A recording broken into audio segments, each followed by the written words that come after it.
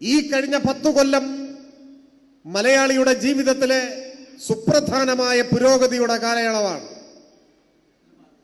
ശരിയായി എത്ര പേർ ചർച്ച ചെയ്യുന്നുണ്ട്, തിരിച്ചറിയുന്നുണ്ട് എന്നത് മറ്റൊരു കാര്യം.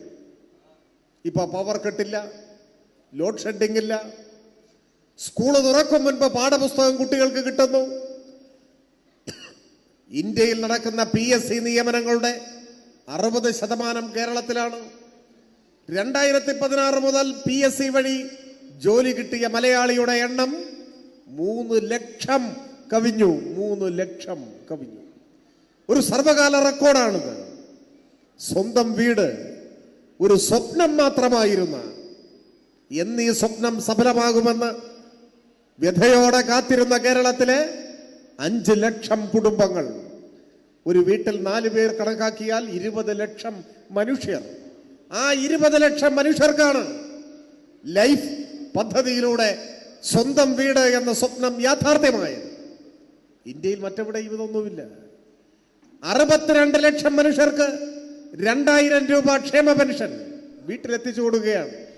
ഒരു വീട്ടിൽ പ്രായമായ ഒരമ്മൂമ്മയും ഒരപ്പൂപ്പനും മാത്രമേ ഉള്ളൂ എന്ന് കരുതുക, ഒരു മുത്തശ്ശനും ഒരു മുത്തശ്ശിയും.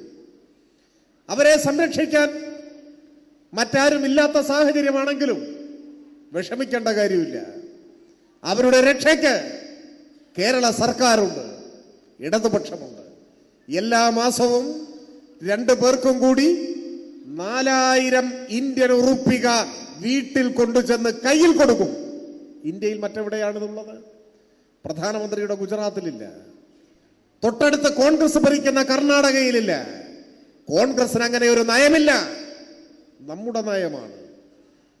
പാവപ്പെട്ട മനുഷ്യരെ, സാധാരണക്കാരെ പിന്തുണക്കണം, അവരെ സഹായിക്കണം. അതിദാരിദ്ര്യം തുടച്ചു നീക്കിയ നാടായി നമ്മുടെ കേരളം മാറി. എന്ന് വെച്ചാൽ പട്ടിണി കിടക്കുന്ന ഒരാൾ ഈ കേരളത്തിലില്ല. ഹരിപ്പാട് നിങ്ങളൊന്ന് പരിശോധിക്കുക. നിങ്ങളുടെ വീടിനടുത്ത്, അയൽവക്കങ്ങളിൽ, നിങ്ങളുടെ വാർഡിൽ, പഞ്ചായത്തിൽ പട്ടിണി കിടക്കുന്ന മനുഷ്യരുണ്ടോ? ധൈര്യമായി പറയാം, ഉണ്ടാവില്ല. അതാണ് അതിദാരിദ്ര്യം തുടച്ചു നീക്കിയ സർക്കാരിന്റെ ദീർഘവീക്ഷണത്തോടുള്ള പദ്ധതി. ഇപ്പൊ നമ്മൾ ആ നേട്ടം കൈവരിച്ചു. പട്ടിണി പാവങ്ങളില്ലാത്ത നാടായി കേരളം മാറി. ഇന്ത്യയിൽ ഇവിടം മാത്രമാണ്. എന്തുകൊണ്ടാണ്? അതിദാരിദ്ര്യം തുടച്ചു നീക്കാൻ പദ്ധതി വേണമെന്ന് ഇടതുപക്ഷം തീരുമാനിക്കാൻ കാരണം അത് നമ്മുടെ രാഷ്ട്രീയമാണ്. അധികാരം ഇടതുപക്ഷത്തിന്റെ കയ്യിലുള്ളപ്പോ വിശന്ന വയറുമായി അന്തി ഉറങ്ങേണ്ട ഗതികേട് ഒരു മനുഷ്യനും ഉണ്ടായിക്കൂടാ. പട്ടിണിയുടെ വിലയറിയുന്നവരാണ് ഇടതുപക്ഷം. അതുകൊണ്ടാണ് ഈ മാറ്റം നാട്ടിലുണ്ടാക്കാൻ നമുക്ക് സാധിച്ചത്. ഇപ്പൊ നോക്കൂ നിങ്ങൾ, 35 വയസ്സായാൽ വീട്ടമ്മമാർക്ക് സ്ത്രീ സുരക്ഷാ പെൻഷൻ കൊടുക്കാൻ പോവുകയാണ്. നമ്മൾ അപേക്ഷകൾ ക്ഷണിച്ചുകൊണ്ടിരിക്കുന്നു. 35 വയസ്സ് തികഞ്ഞാൽ വീട്ടമ്മമാർക്ക് പെൻഷൻ. കോൺഗ്രസ് ഭരിക്കുന്ന സംസ്ഥാനങ്ങളിൽ ഇങ്ങനെ ഒരു പദ്ധതിയെക്കുറിച്ച് സ്വപ്നം കാണാൻ പോലും അവർക്ക് കഴിഞ്ഞിട്ടില്ല, ആലോചിക്കാൻ കഴിഞ്ഞിട്ടില്ല. ഇത് നമ്മുടെ പ്രത്യേകതയാണ്, ഇടതുപക്ഷത്തിന്റെ പ്രത്യേകത.